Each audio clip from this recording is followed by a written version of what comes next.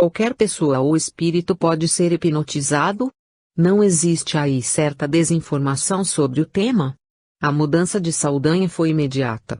Notei um leve sinal que me fez, indicando que me havia compreendido o gesto, talvez sugerindo que, como excelente magnetizador que é, obrigatoriamente tem aguçada a percepção dos fluidos. Com certeza, Ângelo, há muita desinformação, disse ele. Principalmente, no que concerne à esfera de ação do espírito desencarnado. Os espiritualistas não ignoram a prática da hipnose nas regiões inferiores, no entanto, ainda não se aprofundaram na dinâmica de seu funcionamento. Com frequência, supõem que só é utilizada por espíritos do mal. Porém, quando se substitui o nome hipnose por indução magnética, pode-se entender que a técnica é empregada também nas esferas superiores. Nesse caso, há um compromisso ético por parte dos magnetizadores, que trabalham os conteúdos mentais com finalidades terapêuticas. No primeiro grupo, dos seres das sombras, ocorre maior ou menor constrangimento mental e emocional da vítima, o que geralmente leva o corpo perispiritual a restringir-se, mediante a ascendência de um psiquismo desajustado. Todavia, é bom esclarecer que os hipnotizadores trabalham, fundamentalmente, com as crenças pessoais daqueles que se submetem ao processo. Por exemplo, para impor a licantropia, como presenciamos nas incubadoras, é necessária a preexistência de um sentimento de culpa que traga em si aquele clichê, ou seja, que dê margem para esse gênero de autopunição. E é essencial que o operador seja hábil em detectar a predisposição do consulente, nesse caso, da vítima, investigando que espécie de emoção ele traz. E esse tem vocação para ser transformado num lobo, ou numa cobra, conforme o caso. Em segundo lugar, o bom resultado de toda técnica de influenciação mental depende da capacidade de persuasão daquele que a efetua, bem como da clareza para expressar aquilo que deseja incutir no outro, assegurando-se de adotar uma linguagem adequada ao interlocutor, a qual lhe deve ser inteiramente familiar e compreendida. A força de vontade do magnetizador é preponderante, tanto quanto o nível de vigor que empresta ao comando hipnótico, que denota o grau de determinação do pensamento. No caso das sombras, o método requer que o ser subjugado se sinta massacrado, aniquilado em suas aspirações, de modo a ceder totalmente ao impulso mental. Entre os imortais, há que se contar com nítida autoridade moral e convicção impressa nas palavras, que sobressaiam indubitavelmente na ordem hipnótica. O Atab resolveu participar da entrevista com Saldanha e deu sua contribuição ao perguntar: então, a vontade e a participação daquele que é influenciado não são importantes? Conforme asseverei, em todo o processo de magnetismo, em suas diversas técnicas, as crenças pessoais merecem especial atenção do magnetizador. Não se pode exercer influência sobre alguém sem que sejam pesquisados suas crenças, seus comportamentos e, acima de tudo, quando se trata de hipnose por parte de seres sombrios, culpas, recalques e demais conteúdos traumáticos. Podemos notar que a profundidade do método hipnótico dependerá do mapa mental extraído do espírito a ser influenciado, traçado e modelado pelo hipnotizador. O autor da hipnose é apenas um guia em todo o processo, ele simplesmente investe seu conhecimento de maneira a conduzir a pessoa em meio a processos mentais e emocionais que transcorrem dentro de si mesma. Reitero, sempre partindo de crenças pessoais ou induzidas, que a vítima traz arraigadas. Com base nas duas últimas respostas, retomou o guardião de aspecto africano, é correto inferir que os métodos empregados diferem significativamente entre si, caso sejam utilizados pelos espíritos que trabalham pelo bem ou pelos agentes do mal? Sim, concordou Saldanha, após alguns segundos de reflexão. Ao considerarmos particularmente os seres do abismo, vemos que costumam explorar os traumas de suas vítimas e abusar da técnica que dominam muito bem, trabalhando crenças individuais ou coletivas com notável destreza. Apresentam para a mente subjugada raciocínios, pensamentos e ideias que reforçam suas piores convicções, arquivados nas mais recônditas camadas da consciência. através desse método, conseguem resposta mental que propicia a entrega plena de suas vítimas, fazendo ceder qualquer resistência. Vale assinalar que os magnetizadores, além da habilidade em perceber as palavras, pensamentos e sentimentos das vítimas, com muita frequência manipulam os conteúdos de natureza emocional. Despertam intensa torrente emocional naqueles que desejam cooptar ou submeter, pois, assim procedendo, fortalecem a vontade e a certeza da vítima de que o caminho sugerido é o melhor. Sabem que as emoções fervilhantes em geral falam mais alto nas mentes fracas e volúveis do que as simples palavras. Portanto, eis um poderoso aliado no processo de indução entre os desencarnados, explorado largamente pelos detentores do poder nas regiões inferiores. Agora foi o antigo Sombra quem se deixou fisgar pelo assunto. Omar auxiliava em nossas tarefas após ficar um bom tempo dentro do Aeróbus, juntamente com Elia, o cientista. Tendo-se liberado do jugo hipnótico dos magos negros, indagou com bastante interesse: existe alguma diferença entre a hipnose empregada pelos estudiosos encarnados, em consultório, e o método usado pelos seres do abismo? Pergunto porque sofria a ação de especialistas na área. Saldanha, mais e mais descontraído, respondeu com ênfase em cada frase: o método varia muito, principalmente porque os seres da esfera extrafísica têm à disposição enorme variedade de informações adquiridas e catalogadas, conforme as possibilidades e os instrumentos da dimensão em que se encontram. Podem recorrer a lembranças de sua iniciação do passado tão somente acessando os arquivos mentais de seus corpos parafísicos. Vasculham os templos antigos e seus registros astrais, dedicando-se ao estudo com mais desenvoltura, assim como à experimentação e à prática, em grau bem maior e com mais liberdade que os encarnados. Não lidam com os atropelos do cotidiano nem têm seus serviços como fonte de renda, tal qual ocorre com os especialistas da hipnose ainda encarnados. Trabalham simplesmente para satisfazer aos objetivos estipulados, segundo a esfera de ação em que atuam. Qualquer método empregado pelos hábeis magnetizadores das regiões sombrias é facilitado pelo fato de os corpos espirituais dos sujeitos estarem definitivamente desligados dos antigos corpos físicos. Por esse motivo, as vítimas do processo hipnótico não contam com a oposição representada pelo cérebro físico, que amortece as vibrações originadas numa ação extrasensorial e extrafísica. Além disso, os desencarnados são mais sensíveis à manipulação, tanto por não terem a mente distraída pelas contingências da vida social de encarnados quanto porque o cérebro perispiritual é mais maleável, e os conteúdos da mente, mais acessíveis. Demonstrando acentuada curiosidade, o Atab tomou logo a iniciativa da próxima pergunta. De acordo com as explicações, podemos entender que é mais difícil para os magnetizadores influenciar os encarnados que os habitantes da dimensão extrafísica? Somente até certo ponto. Apesar do que foi dito antes, o facto de o espírito estar de posse de um corpo físico oferece relativamente pouca resistência à força mental dos magnetizadores, isso porque, normalmente, os magos do pensamento preferem as ocasiões em que seus alvos se encontram desdobrados, distantes da influência do corpo somático. Projetados na dimensão astral, os indivíduos recebem mais facilmente as sugestões e os fluidos canalizados pelos técnicos em hipnotismo.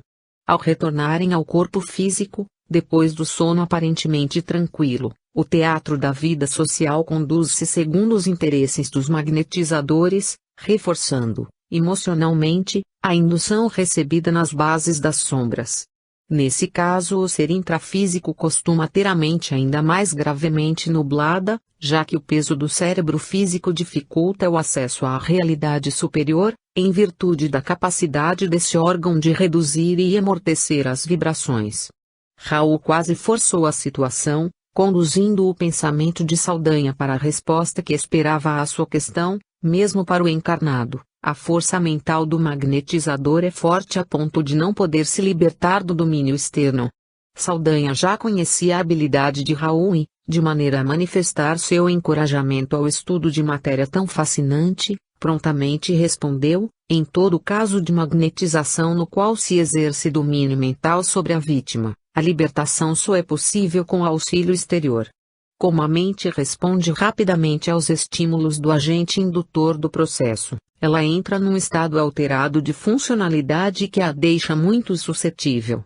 A força empregada para desativar um intento nefasto deve ser proporcional à de quem constrangeu mental e emocionalmente o sujeito.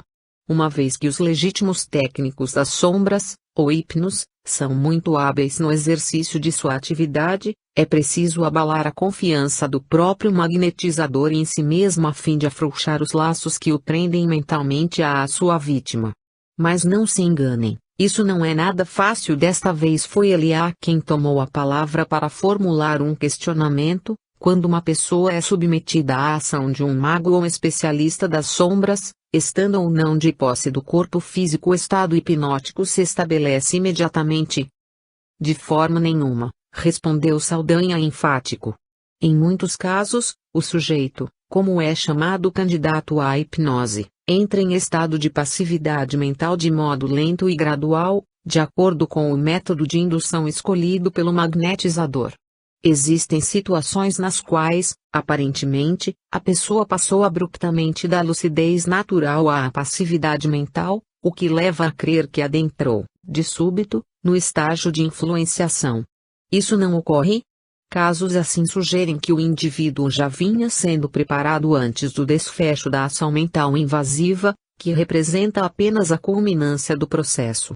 Na verdade, a ocorrência do transe hipnótico é a conclusão do trabalho com os conteúdos traumáticos do sujeito, programados para aflorar naquele instante por um mecanismo qualquer.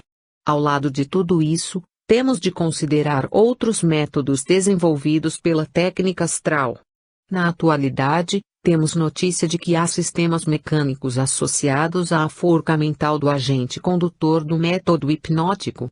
Cientistas da dimensão extrafísica desenvolveram especial metodologia para a indução magnética, combinando aparelhos e pensamento, ciência e magia. Naquele que é vítima da indução, trabalham com determinadas frequências sonoras que atingem a mente num nível mais profundo e aliam a isso um jogo de luzes especiais, de efeito estroboscópico ou equivalente. Na fonte do processo, ampliam a força irradiadora da mente através de aparatos tecnológicos de efeitos mecânicos e automáticos que multiplicam exponencialmente a potência e raio de ação. Esses métodos, denominados paramecânicos, são em geral muito eficazes e causam grande perturbação à mente que está à mercê de sua influência. As matrizes do pensamento comprometem-se por muito tempo, reclamando, invariavelmente, longo processo de recuperação. Novamente, tomei a palavra para externar uma dúvida que não queria calar, considerando o facto de que todos podem sofrer os efeitos da influência espiritual. Pergunto: qualquer espírito pode influenciar outro com a hipnose? Saldanha, compreensivo com nossa curiosidade de principiante em matéria de hipnose, respondeu-me, enquanto eram projetadas em torno dele, num holograma tridimensional, as imagens que traduziam suas palavras e seus pensamentos, no processo convencional de influência entre desencarnados e encarnados, ou entre os próprios desencarnados, podemos dizer que não há o emprego de uma técnica específica. A técnica hipnótica ou magnética só é reconhecida como tal quando o método é empregado com conhecimento dos meandros e das particularidades do pensamento. No dia a dia do ser humano em contato com o mundo extrafísico, o que há mesmo é sintonia vibratória estabelecida em razão de interesses, tendências e desejos comuns ao processo obsessivo, mas que não pode, tão somente por isso, ser classificada como hipnotismo. Ainda não satisfeito com a resposta, persisti, e com relação aos efeitos pós-hipnóticos? Como entender uma sugestão hipnótica que possa ser obedecida pelo sujeito após longo tempo? Esse é um aspecto que merece estudo mais pormenorizado de nossa parte. Saldanha demonstrava perfeito conhecimento e segurança nos temas abordados. Ainda estamos tateando o campo mental superior, distantes de possuir os títulos de elevação que nos capacitem a exercer atividades mais amplas no que se refere à mente. No entanto, as observações até aqui nos permitem afirmar com segurança: a grande maioria dos seres da escuridão que empregam o método da sugestão pós-hipnótica de longo prazo é composta de seres que ostentam séculos e milênios de experiência no trato com a técnica magnética. E mais, sabem exatamente o que estão fazendo, e fazem o que fazem com plena ciência de que seu trabalho é antiético e amoral. Portanto, não buscam se esconder por trás de justificativas infundadas, que lhes encubram o crime hediondo de atentar contra a integridade do espírito humano. Na maior parte das vezes, a sugestão pós-hipnótica vem acompanhada de ordens inflexíveis de degeneração mental. O indivíduo que sofre impositivos dessa ordem localiza-se na zona de influência do que chamamos onda de loucura, profundamente traumática. Sob qualquer ângulo que se examine, o estado de excitação mental a que é induzida a vítima da sugestão pós-hipnótica é algo muitíssimo invasivo, que atua mental e emocionalmente com o objetivo de desequilibrar e desestruturar os modelos organizadores do pensamento e do raciocínio. O sujeito perde a capacidade de raciocinar de maneira lógica, e tem afetada, indefinidamente, sua capacidade reflexiva. Um procedimento assim só é levado a efeito por entidades malévolas, que não preservam nem mesmo a capacidade mnemônica do seu alvo, pois, até a memória do cérebro perispiritual é profundamente afetada. Raul parecia ler a mente excitadíssima, anotando tudo. Levantou a mão direita e inquiriu sem delongas: você poderá nos dar algum elemento de comparação para entendermos melhor a situação da mente desencarnada frente a uma sugestão pós-hipnótica de relativa intensidade? Parando por alguns momentos, Saldanha concatenou algumas associações, enquanto as imagens se desenhavam no mecanismo de projeção holográfica. Imaginemos um computador feito de plasma, isto é, da matéria do plano etérico. Os dados são armazenados em uma estrutura da dimensão sutil, e não em meios magnéticos, tais como chips ou discos rígidos, tampouco em mídias digitais. Imaginemos mais, considerando que existe um espaço entre as dimensões física e etérica que denominamos de virtual. Nessa seção interdimensional, transitam as informações virtuais criadas pelos encarnados, que compõem uma espécie de realidade alternativa. Quando o sujeito entra num estado sugestivo pós-hipnótico, ele perde a faculdade de distinguir imagens e estímulos do plano etérico, estabelecendo conexão com os elementos virtuais do espaço interdimensional. Como consequência, a realidade objetiva é assolada por dados da realidade virtual, ocasionando confusão dos sentidos e infiltração na memória extracerebral, de tal intensidade que a vítima perde a sanidade mental. Encontra-se imersa num oceano de informações e figuras que o cérebro físico não está preparado para administrar. Na hipótese de a vítima se encontrar entre os habitantes da esfera extrafísica, a situação torna-se ainda mais grave. Projetado em condição análoga, o espírito assiste à alteração considerável das matrizes da memória do cérebro perispiritual pela realidade virtual. Os efeitos são sobremaneira drásticos, e somente no plano extrafísico superior é possível desfazer os entrelaçamentos energéticos fortalecidos e induzidos pelas sugestões pós-hipnóticas de grande intensidade. Não sei se Raul entendeu bem a comparação, mas parecia satisfeito com a resposta. Outro guardião tomou a palavra e perguntou: o sujeito pode ser induzido a ler ilusões visuais independentemente de haver sido submetido à hipnose?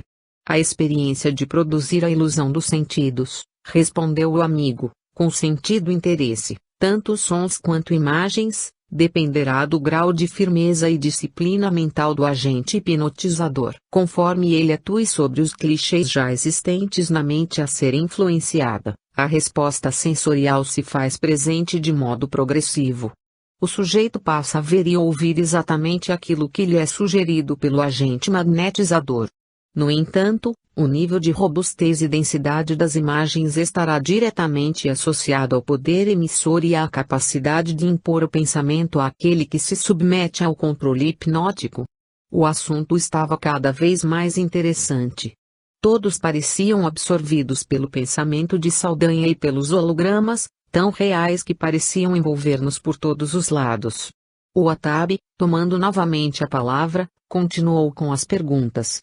Poderia nos fornecer maiores esclarecimentos sobre os seres hipnotizados com vistas à perda da forma perispiritual? Pois bem, meus amigos. O Wahtab faz menção a algo muito interessante. Como sabem, fui um dos magnetizadores especializados em multitransformação, tal era o nome que dávamos naquela época à indução do espírita para adotar configurações diferentes da humana. Posso afiançar-lhes que o descarte do aspecto humano, de maneira completa, dá-se exclusivamente através do retrocesso natural, não induzido. Seres como aqueles que observamos nas regiões mais densas deixaram de envergar o psicossoma normal somente devido ao grau exacerbado de violência e crueldade a que se entregaram, numa espécie de monoideísmo, entre outras possibilidades de desencadear o processo, como explicaram em detalhes Anton e Jamar, em nossa conversa quando próximos às embarcações bioma. Para considerar tais possibilidades, é sempre válido lembrar a extrema plasticidade do corpo perispiritual. No processo hipnótico, é diferente. A partir da influência de uma mente adestrada, é possível distorcer a compleição parafísica do perispírito, de tal maneira que o ser assume aparências diversas, segundo lhe sejam sugeridas por hábil manipulador. Durante a degradação espontânea, existe um processo auto-hipnótico, por outro lado, na indução através da hipnose levada a efeito por agentes ou mecanismos externos, há uma degeneração do feitio humano com aspectos animais. Investiga-se a mente da vítima à procura de um registro qualquer de uma imagem animalesca primitiva, simbolicamente identificada com o grau e o gênero de culpa do indivíduo. A partir da matriz existente, o hipnotizador conduz vorazmente o processo sugestivo, produzindo a transformação morfológica do organismo perispiritual. No entanto, sempre é a mente da vítima que opera a transformação. O agente apenas alimenta as sugestões e guia o processo, com vontade firme e, muitas vezes, irresistível. Fundado invariavelmente na culpa e no remorso é que o fenômeno da zoantropia e da licantropia é levado a termo. Nas regiões inferiores, operam verdadeiros tribunais inquisitoriais, para onde são direcionados os espíritos aprisionados por maltas de obsessores, que logo os submetem a elaborado projeto de hipnose profunda. Sempre usando os elementos de desarmonia íntima e as emoções profundamente desequilibradas, o magnetizador sombrio impõe sua vontade, que é imediatamente obedecida pela vítima indefesa e culpada. O perispírito, plástico e moldável, reflete a conformação externa de acordo com o clichê fornecido pelo pensamento desorganizado. O remorso e a autopunição entram numa espécie de simbiose emocional, compondo o quadro desolador que o especialista em hipnose aproveita para induzir o ser infeliz a esse estado. Com o amplo conteúdo das respostas de Saldanha, tínhamos preciosos e infindáveis elementos para nossos estudos. Nossa mente não comportava muito mais do que Saldanha havia nos concedido até ali. Concedendo breve pausa para que pudéssemos assimilar o conhecimento, o amigo nos deixou. Para fixação, reunimos-nos em grupos a fim de discutir o material que tínhamos coletado nas respostas aos questionamentos. Contudo, precisávamos de tempo para diluir todo o conteúdo que nos fora transmitido. Enquanto isso, Raul deveria ser reconduzido ao corpo físico para mais um dia de atividades na crosta. Nós permaneceríamos estudando, pois nossas atividades exigiam mais e mais especialização, o que só se consegue com estudo persistente e dedicação incondicional. Durante o período no aeróbus, outro acontecimento de graves consequências definiria nossa atuação nos próximos momentos do grande conflito que se esboçava. Afinal, estávamos numa guerra espiritual de sérias implicações.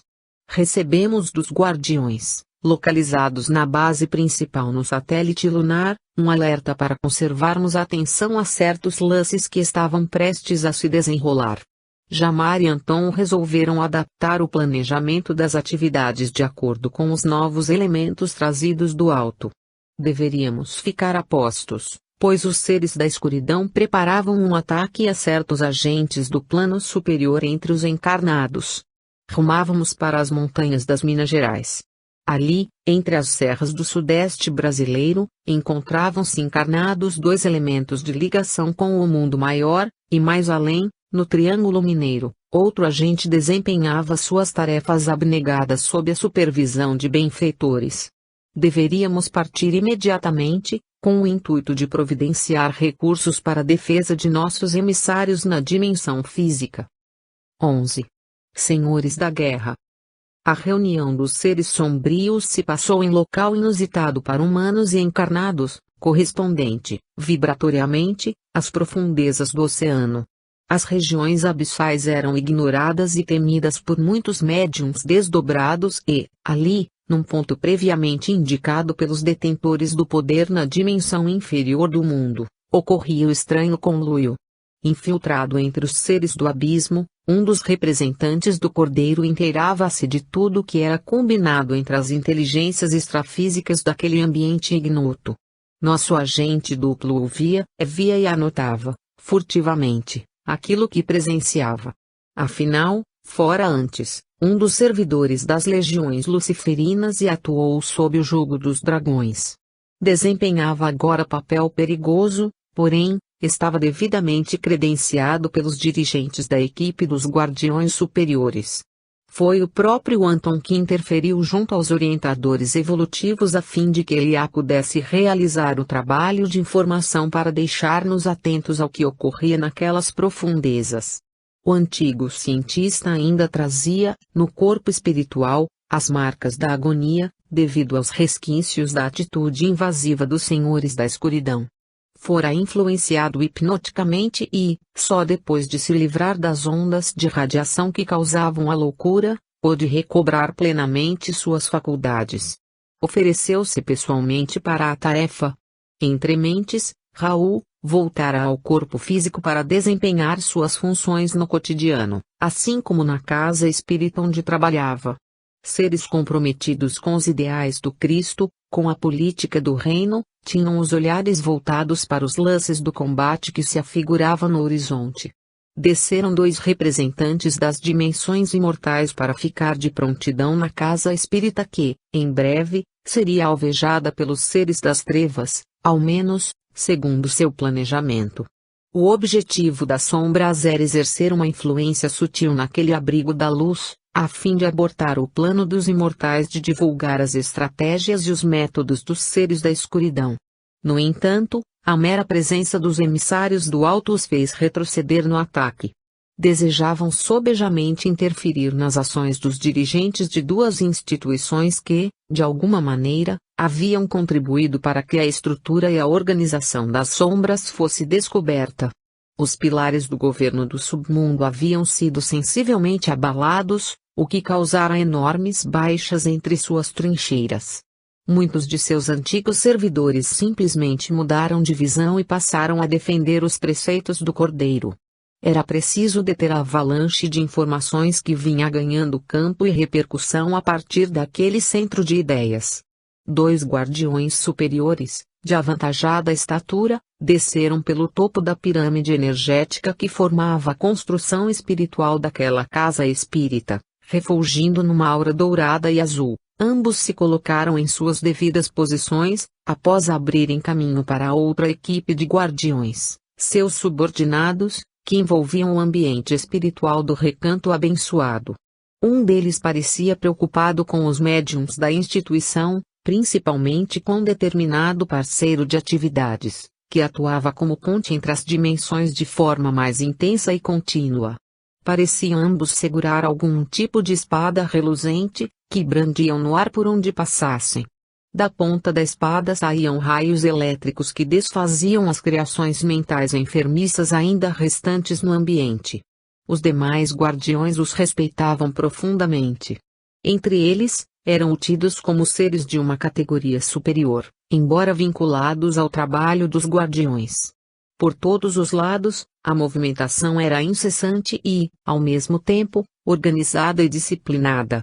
Havia uma aura de intenso magnetismo envolvendo aqueles representantes do mundo maior.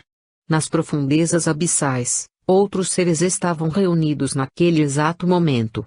Pelotões armados, compostos por soldados do plano astral inferior, da subcrosta e do abismo, os sombras e espectros chegavam um a um para a assembleia de planejamento dos representantes da escuridão. Um dos seres de aparência mais repelente e sem representatividade naquele burburinho de almas desajustadas falou, algo agitado. Merlock, grasnou o ser extrafísico, gesticulando nervosamente para um de seus superiores imediatos. Que você faz por aqui? Merlock manteve o braço estendido, como que delimitando o campo de ação do insignificante companheiro. Recebi o chamado de um espectro e creio que, assim como você, esse membro da Polícia Negra deseja que participemos do evento que estão promovendo. Uma sombra viva parecia cobrir a atmosfera circundante. Sujeitos envergando capas negras, trazendo a cabeça coberta com capuz, rodopiaram no espaço próximo à esfera abissal. Assustado, o ser raquítico procurou compreender a situação. Você sabe o que é aquilo? Perguntou ao sentinela das sombras. Com certeza, um dos seres infernais. Um demônio, no verdadeiro sentido da palavra. Parece um dos senhores da escuridão ou alguém de grande poderio entre os chefes maiores. Oh sim, Merlock, falou a estranha criatura, para logo depois modificar o rumo da conversa, buscando influenciar seu interlocutor. Creio que ambos estamos metidos nessa disputa espiritual até o pescoço. Tenho certas apreensões com relação ao povo do Cordeiro, pois eu mesmo já usei um dos sensitivos daquele campo de trabalho, numa de suas reuniões. Ouça-me, ainda é tempo. Vamos primeiro nos certificar dos detalhes da conversa que os dirigentes querem ter conosco. Os guardiões têm lá suas artimanhas. Temo por nós dois. Você está sugerindo que não devemos lutar nesta batalha? É isso mesmo que ouvi? Sim. Creio que não devemos lutar, Merlock.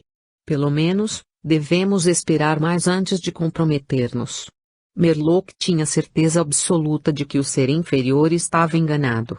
Segurou firmemente à frente do peito a infeliz criatura primeira, olhando-a com todo o magnetismo que possuía, falou resoluto e quase gritando: fui chamado pelos espectros e aqui estou para lutar. Minha vida foi feita de lutas, estratégias e artimanhas. Tudo com um único objetivo: servir aos dragões. Hoje sirvo aos meus senhores. Eu lutarei, é claro que compreendo, Merlock. Desejava apenas que aguardasse um pouco. Creio que deveríamos ter mais cautela ao lidarmos com os guardiões. Só isso? Então você deve estar envolvido com esses desgraçados. Está porventura traindo seus senhores? Está servindo a outro sistema de poder? O ser, quase indefeso, se sentiu acuado naquele momento. Quase revelava a origem de seu temor. Mas Merlock, furioso, não esperou a resposta.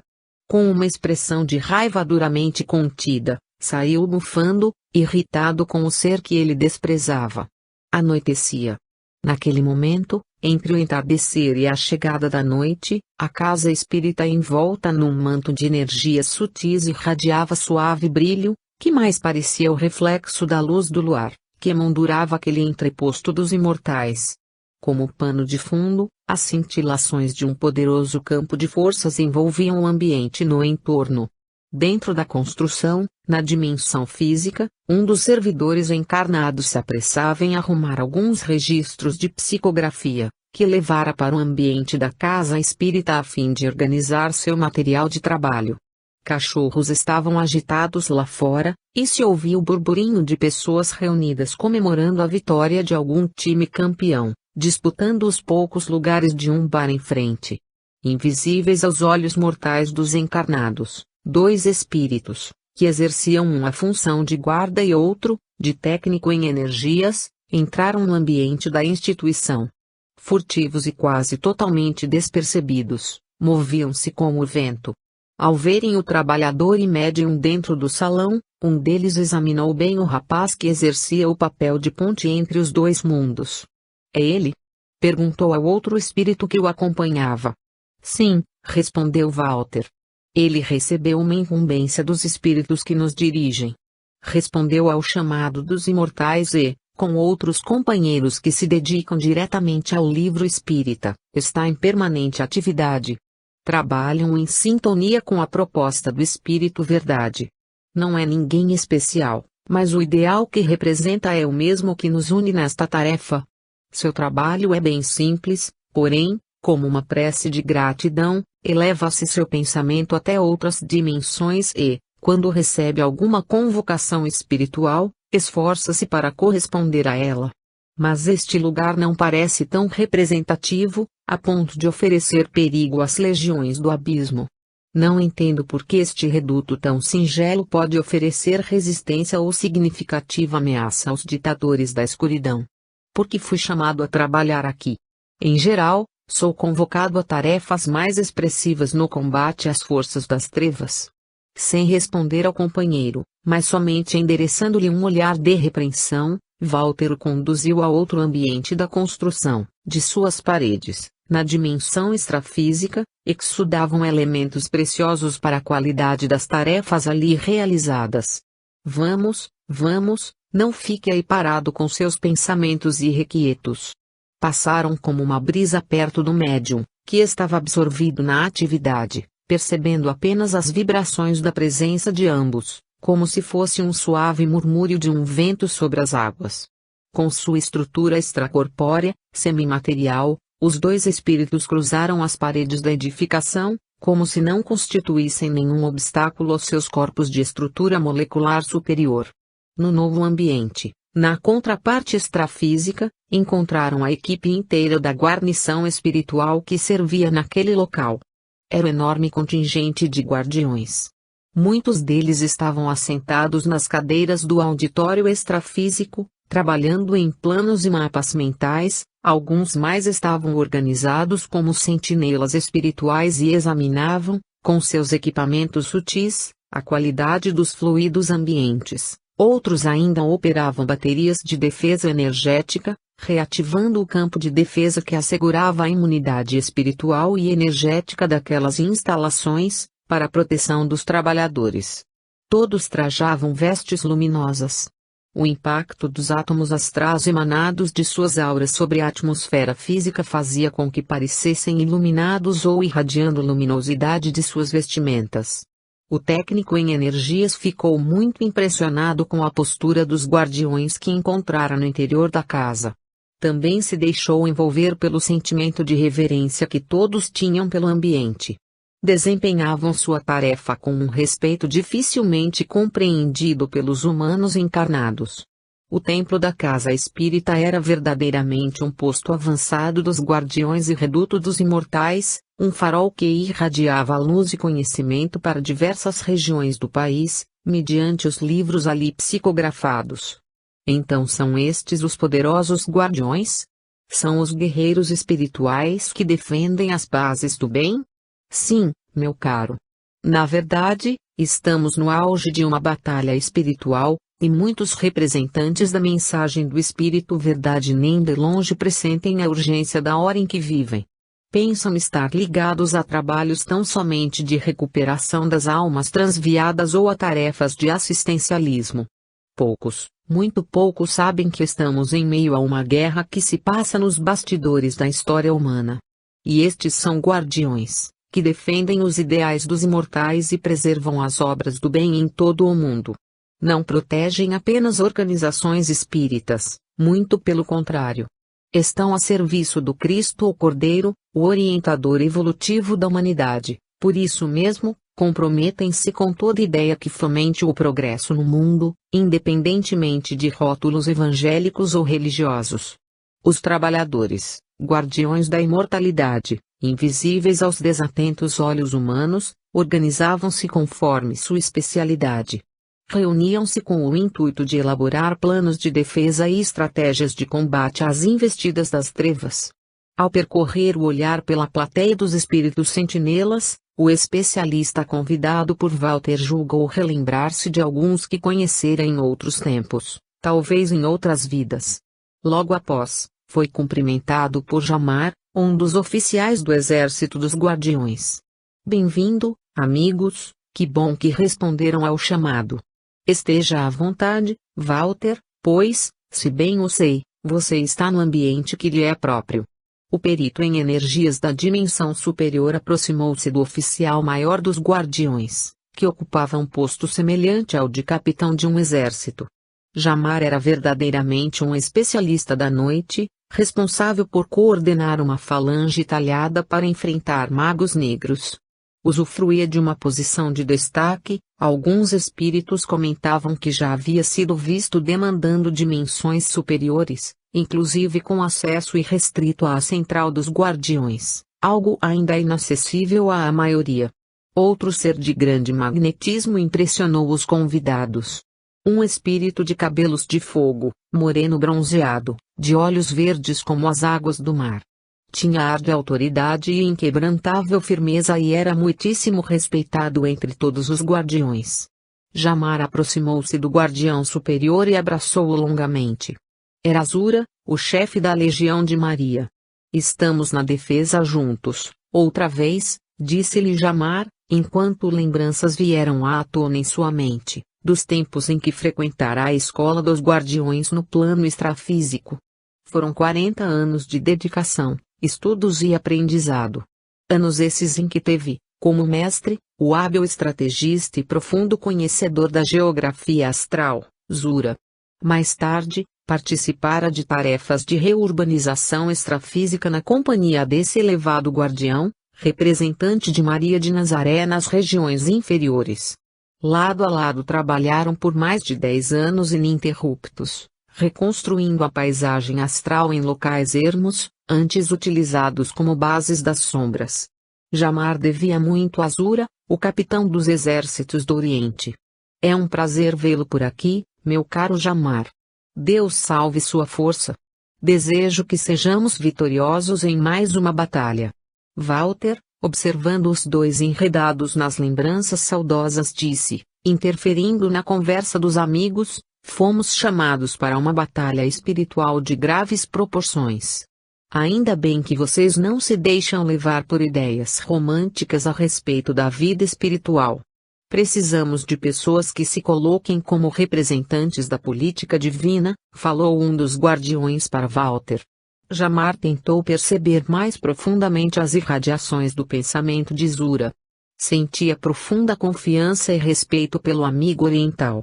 Comprometido com as propostas e os ideais representados pelo Espírito Verdade, era alguém de indiscutível competência e reconhecido mérito, não somente pela delegação de autoridade que lhe fora confiada a serviço de Maria de Nazaré, mas devido às suas realizações e à dedicação incondicional aos princípios evolutivos do planeta.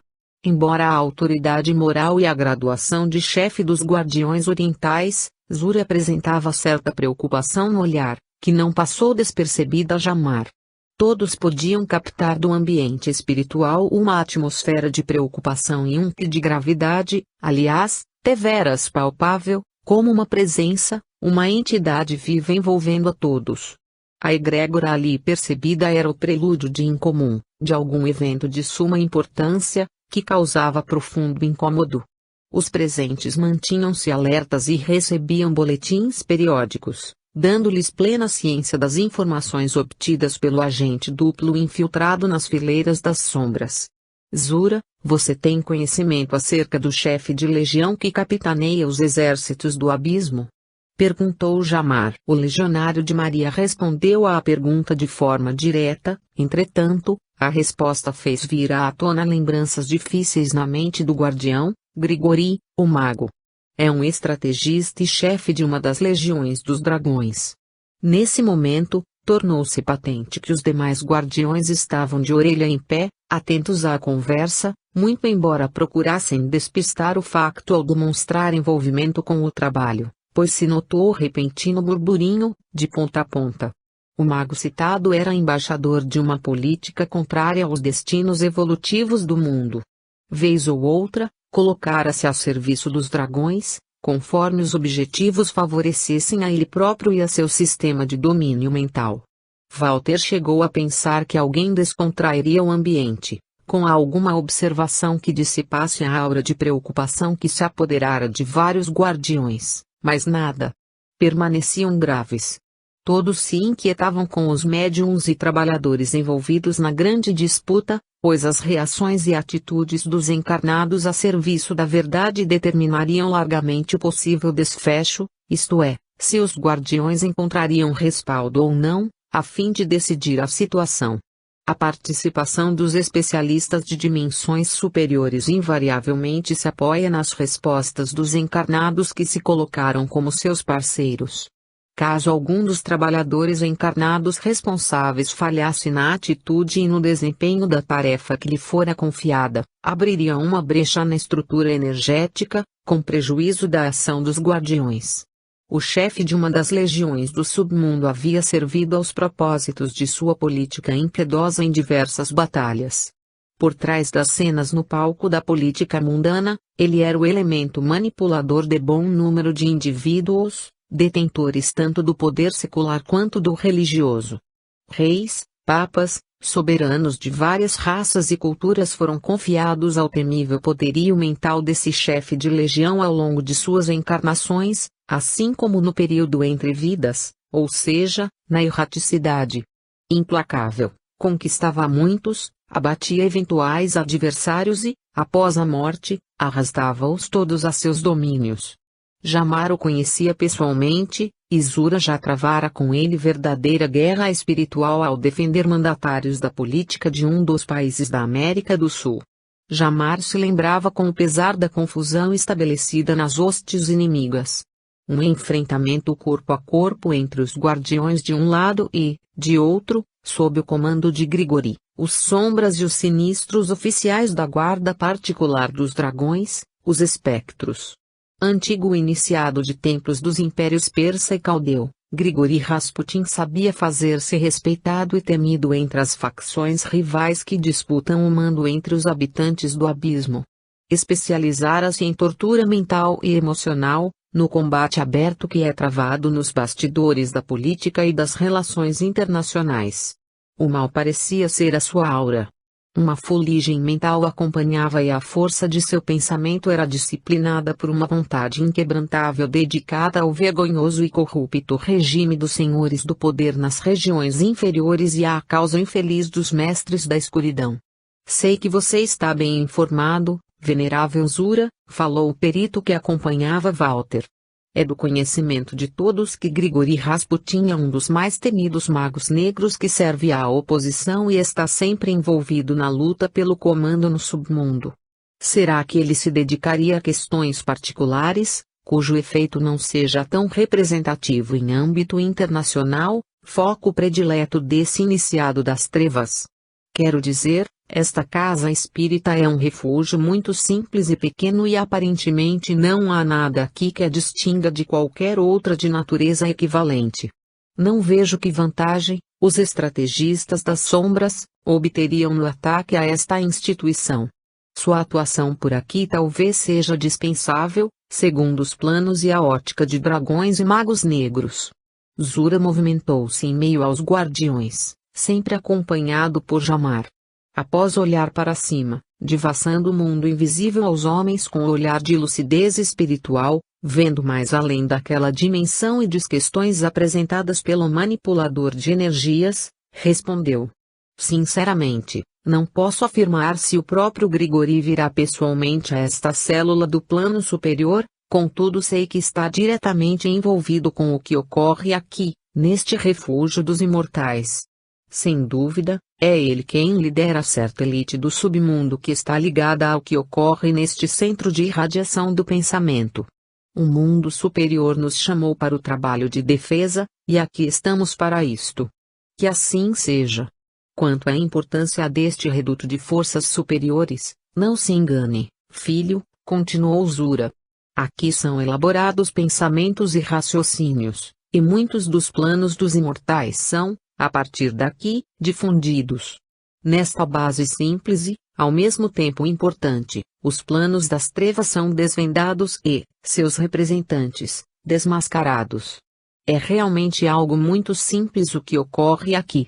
Zura tentou ser um pouco irônico para amenizar a situação. Os trabalhadores e médiuns daquela casa espírita estavam sendo sustentados por uma equipe de orientadores evolutivos. Durante o sono, seriam desdobrados para receber orientação sobre o grande conflito, que atingia o auge. A oração e o trabalho formariam a defesa energética do ambiente espiritual, a qual era reforçada pelas baterias de eletricidade operadas pelos guardiões especialistas. Através da prece, o médium que estava no ambiente organizando seu trabalho de psicografia ajudou a desvanecer o resquício de preocupação dos sentinelas, enquanto os guardiões superiores, Jamar e Zura, conversavam a respeito do próximo lance do combate espiritual. O espírito das trevas desvencilhou-se do manto escuro, que o envolvia à semelhança das asas de um morcego gigantesco, e arrastou-se para o mais fundo que pôde nas regiões abissais. Passou por antigos pavilhões, hoje desfeitos, em meio às águas salgadas daquelas paragens que não veem a luz do sol, embrenhou-se entre setores representativos do poder do abismo. Afundou como chumbo entre os elementos constituintes de consultórios de psicologia, psiquiatria e medicina que se estruturavam na matéria daquela dimensão, todos a serviço dos dragões e magos negros. Naquele lúgubre ambiente que representava um posto avançado dos espíritos desterrados, sentia-se a atmosfera opressiva. As algas marinhas, elementos que deveriam aparentar uma beleza especial, ali pareciam répteis amontoados. Seres esguios e sombrios serpenteavam ao sabor de ondas que absorviam e concentravam os fluidos impuros daqueles que andavam e estagiavam nas entranhas do submundo. Tais criaturas preferiam a escuridão, pois que a retina espiritual de seus corpos semimateriais já não mais podia suportar as claridades irradiadas pelo sol nem as vibrações de cores que refletissem alegria e bem-estar. Há vários milênios, muitos daqueles espíritos estavam acorrentados às vibrações ínferas do abismo. No entanto, Belial, a criatura das profundezas que escorregava por entre os escombros e as construções daquele panorama de trevas, sabia que um evento muito importante estava ocorrendo. Havia mais escuridão do que de costume. Era uma escuridão espiritual, astral, e não apenas física, embora quase palpável. Quem sabe os demais representantes da sinistra organização dos dragões já não estavam ali. Esgueirou-se quase deslizando por entre 5 monturos de rochas e plantas subaquáticas. Seu destino era o hall dos poderosos, uma espécie de centro de convenções gigantesco, estruturado naquele horizonte soturno. Um portão de proporções avantajadas parecia demarcar os limites daquele local. Belial atravessou com dificuldade, embora seus associados e subordinados precisassem abri-lo para passar.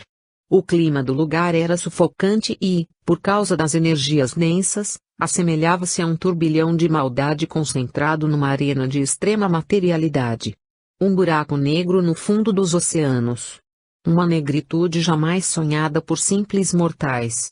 A aura de maldade dos donos do poder parecia ser uma coisa viva, uma presença que permeava cada peça do mobiliário ignóbil, cada parede, com todas as rochas do abismo. A escuridão parecia haver absorvido os fluidos dos espíritos do mal e assentava-se ali como uma entidade viva. Era algo descomunal, real, quase palpável e sobrepujava qualquer imaginação doentia. O negrume aterrador era quase um ser vivo, regurgitando densidade. Clichês mentais impregnavam o escuro e o tornavam tão intensamente hediondo como se movimentasse. Outras criaturas, hierarquicamente inferiores, mas perigosamente inteligentes, arrastavam-se pelo solo abissal. Compareciam muitos dos consorciados e colegas de falange de Belial.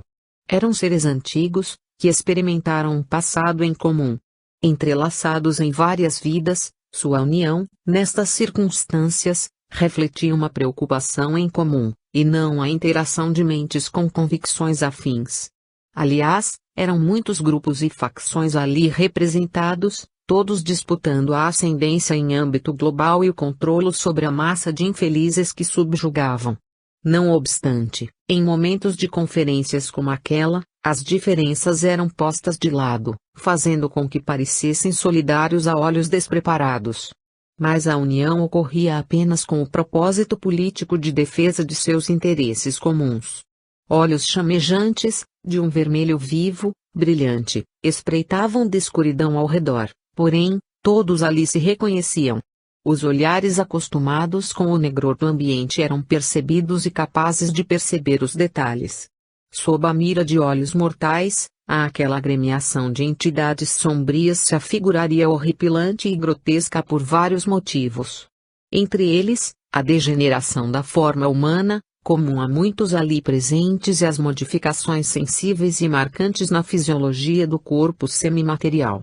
Um amálgama de cores desconhecidas pelos viventes, que irradiavam abaixo da frequência do infravermelho, tentava romper a escuridão num estranho fenômeno, cuja origem, era seguro afirmar, estava associada ao estado moral dos seres do abismo. Alguns deles, naturalmente amigos do orgulhoso Belial, apresentavam conformação perispiritual nada parecida com a humana. Resistiam, há milênios, à reencarnação, de modo tal que as portas se haviam fechado, já que rejeitaram sistematicamente as oportunidades anteriores. Deviam aguardar um momento distante, em que estariam sob o jugo da lei suprema. De mais a mais, preferiam relegar esse facto às regiões profundas da consciência, se é que tinham uma. Vapores ora esverdeados, ora negros como fuligem subiam do solo molhado, lamacento e nauseabundo do abismo. Serpenteavam ondulações de fluidos fétidos, que eram absorvidos sofregamente pelos representantes da política dos dragões e magos negros. O ar que respiravam na atmosfera extrafísica daquele ambiente cheirava a uma mistura de amoníaco e enxofre, talvez provenientes de algum depósito de gases localizado no fundo dos oceanos. Conversava entre si a estranha e sinistra plateia. Mas não eram palavras comuns aos ouvidos dos mortais.